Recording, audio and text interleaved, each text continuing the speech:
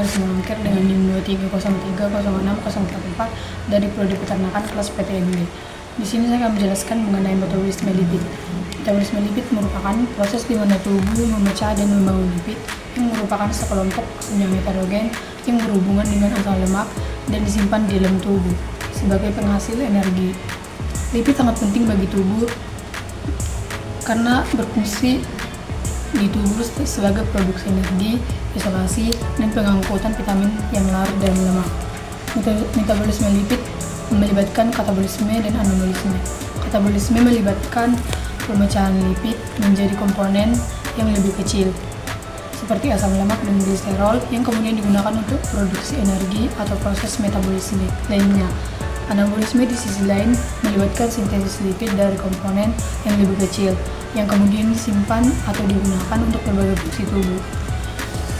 Di sini saya akan menjelaskan tentang degradasi lipid dan skemanya, di mana yang pertama adalah di mana lipid terabsorpsi dari makanan yang mengalami hidrolisis oleh enzim lipolitik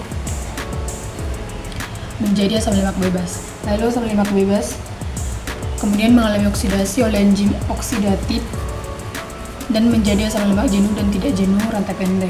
Yang selanjutnya adalah asam lemak rantai pendek mengalami rantai beta oksidasi untuk membentuk asetil CoA. Lalu asetil CoA memasuki siklus Krebs atau yang juga disebut dengan siklus asam sitrat untuk menghasilkan ATP yang merupakan sumber energi utama bagi sel. Dari skema ini menggambarkan jalur utama degradasi lipid dalam tubuh untuk menghasilkan energi melalui serangkaian reaksi.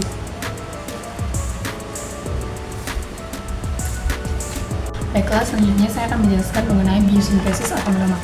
Di mana biosintesis lemak ini yang pertama adalah asetil CoA.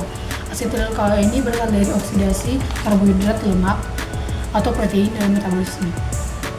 Asetil CoA merupakan unit dasar pembentukan asam lemak. Dan yang kedua adalah malakonil CoA dibentuk dari asetil CoA melalui reaksi yang dikatalisis oleh enzim asetil CoA karboksilase. Dan yang selanjutnya adalah asam lemak sintase yang merupakan kompleks enzim yang mengkatalisis pembentukan asam lemak jenuh rantai panjang dari asetil CoA dan malonil CoA melalui siklus reaksi kondensasi.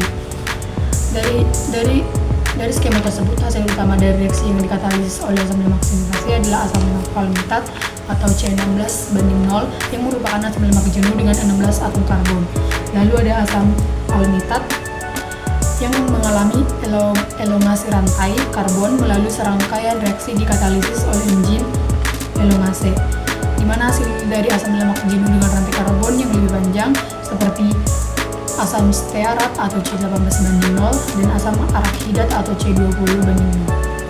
Lalu ada asam lemak jenuh rantai panjang yang mengalami desaturasi atau pemasukan ikatan rangkap melalui reaksi yang dikatalisis oleh enzim desaturasi.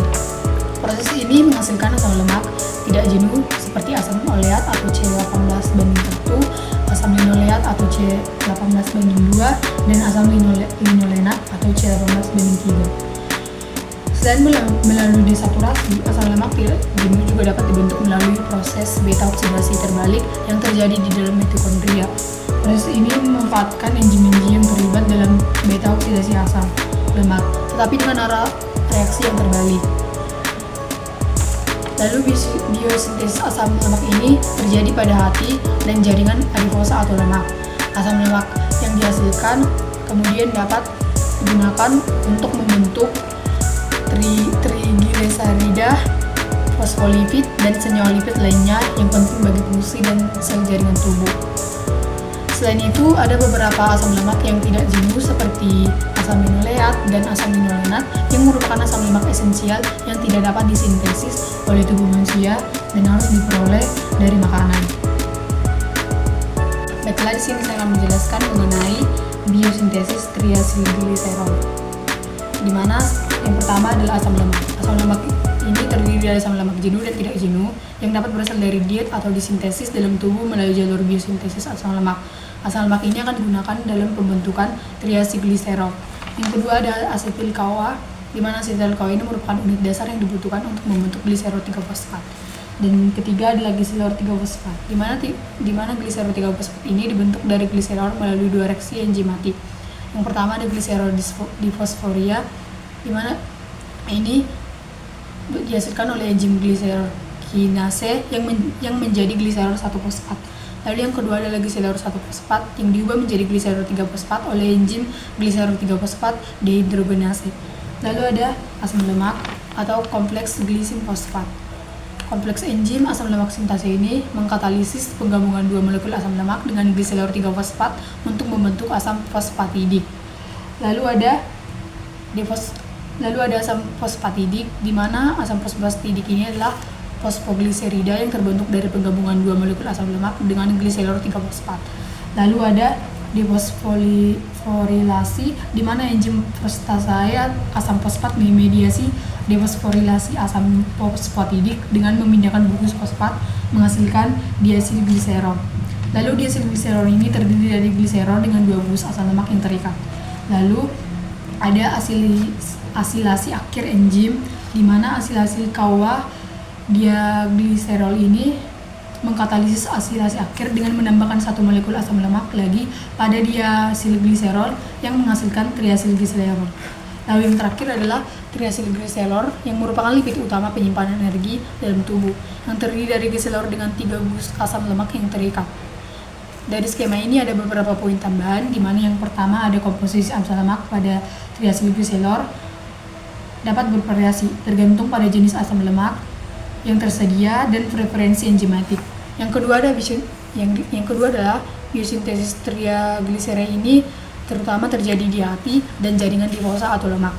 Dan yang ketiga adalah triagliserol ini dapat disimpan dalam jaringan adiposa sebagai cadangan energi atau diangkut dalam bentuk lipoprotein yang digunakan untuk jaringan lain. Selain sebagai penyimpanan energi, triasilgliserol juga dapat berperan dalam penyediaan asam lemak untuk membentuk membran sel, menghasilkan hormon steroid, dan sebagai sumber energi dalam metabolisme sel. Proses biosintesis triagliserol ini diatur secara ketat dan dipengaruhi oleh faktor-faktor seperti ketersediaan nutrisi, hormon, dan kebutuhan energi tubuh. Lalu ada fosfolipid yang merupakan hasil akhir dari reaksi yang dikatalisis oleh enzim fosfatransferase, di mana ini menghasilkan jenis fosfolipid seperti fosfatdiklonia atau VC, fosfatdiklonia tolomina atau VE, dan fosfatiligliserol atau PG, dan ada fosfatildeserinase atau VS, dan lain-lain. Yang selanjutnya adalah retikulum endoplasma dan mitokondria. Biosintesis fosfolipid ini terutama terjadi di retikulum endoplasma dan mitokondria sel. Fosfolipid yang dihasilkan berperan penting dalam pembentukan membran sel, transfolipid, pensinyalan sel, serta berbagai fungsi seluler lainnya. Dari skema biosintesis fosfolipid, ada beberapa poin tambahan, yaitu yang pertama ada komposisi asam lemak dan kepala polar pada fosfolipid dapat bervariasi tergantung pada kebutuhan spesifik jaringan sel serta ketersediaan prekursor. Lalu ada selain biosintesis de novo, fosfolipid juga dapat dihasilkan melalui jalur remodeling, di mana asam lemak pada fosfolipid yang sudah ada dipertukarkan dengan asam lemak baru. Lalu enzim-enzim yang terlibat dalam biosintesis fosfolipid diatur secara ketat oleh faktor-faktor seperti ketersediaan nutrisi, hormon, dan sinyal seluler. Lalu fosfolipid yang dihasilkan dapat digunakan untuk membentuk membran sel baru atau diangkut ke jaringan lain melalui sistem sirkulasi dalam bentuk lipoprotein. Dan selanjutnya saya akan menjelaskan tentang biosintesis kolesterol dan steroid. Yang pertama adalah asetil-CoA. Asetil-CoA ini berasal dari oksidasi glukosa, lemak atau protein dalam metabolisme lemak. Yang kedua ada HMG-CoA sintase atau enzim HMG-CoA sintase. Dia mengkatalisis kondensasi dua molekul asetil-CoA menjadi HMG-CoA4 atau 3-hidroksi 3-metilglutaril dan CoA. Lalu HMG-CoA reduktase atau enzim HMG-CoA mereduktase tahap pengatur utama dalam biosintesis kolesterol. Enzim ini mengkatalisis konversi HMG-CoA4 menjadi mepalonat. Lalu mepalonat kinase diubah melalui dua tahap fosforilasi yang dikatalisis oleh enzim mepalonat kinase dan enzim lainnya. Lalu ada IVV dan DMAVV atau isopronoid. Serangkaian reaksi fosforilasi dan dehidrasi berulang mengubah produk mepalonat kinase menjadi isoprenoid atau IPP, isopentenyl pirofosfat, dan DMAPP atau dimetil pirofosfat. Lalu ada squalen. Squalen dibentuk dari kondensasi 6 unit isoprenoid atau IPP dan DMAPP. Lalu ada lanosterol. Squalen mengalami siklisasi untuk membentuk lanosterol yang merupakan prekursor utama kolesterol. Lalu kolesterol, di mana kolesterol ini dibentuk melalui serangkaian reaksi enzimatis yang mengubah lanosterol seperti pembedaan gugus metil, migrasi ikatan lengkap, dan reduksi. Lalu yang terakhir ada steroid atau hormon dan garam empedu. Kolesterol dapat diubah menjadi berbagai jenis steroid seperti hormon steroid dan garam empedu melalui proses hidroksilasi, oksidasi, dan isomerisasi yang dikatalisis oleh enzim-enzim spesifik. Dari skema biosintesis ini ada beberapa poin tambahan. Yang pertama adalah biosintesis kolesterol dan steroid.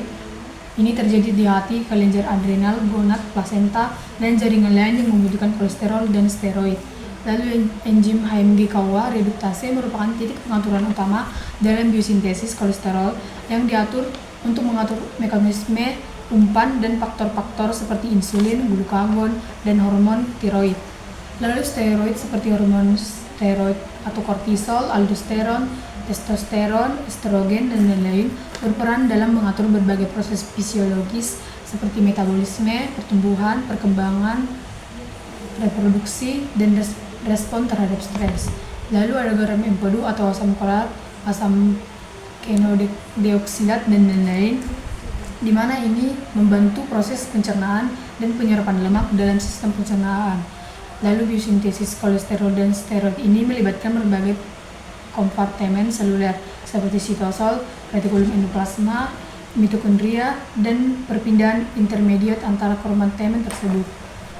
Adapun kelainan dalam biosintesis kolesterol atau steroid dapat menyebabkan berbagai gangguan metabolik dan penyakit terkait seperti hiperkolesterolemia, penyakit adrenal, gangguan reproduksi, dan lain-lain. Hasil video yang bisa saya jelaskan tentang metabolisme lipid. Semoga video ini menjadi berguna bagi kalian semua. Sekian dan terima kasih.